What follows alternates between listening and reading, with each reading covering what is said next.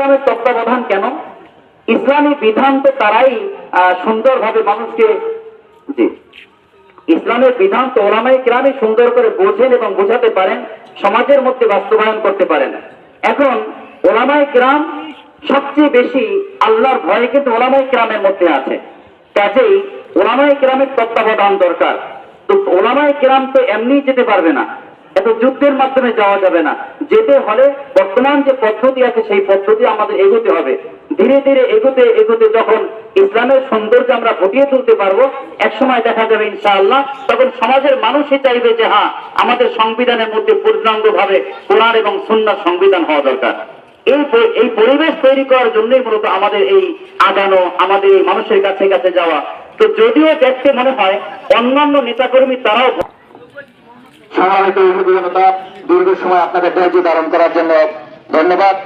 আগামীকালকে আমাদের এই উঠান বৈঠক হবে পূর্ব চরবনিয়া খবির হাওলাদার বাড়ি উঠান বৈঠক হবে। শুক্রবার হবে রামরা বাজার।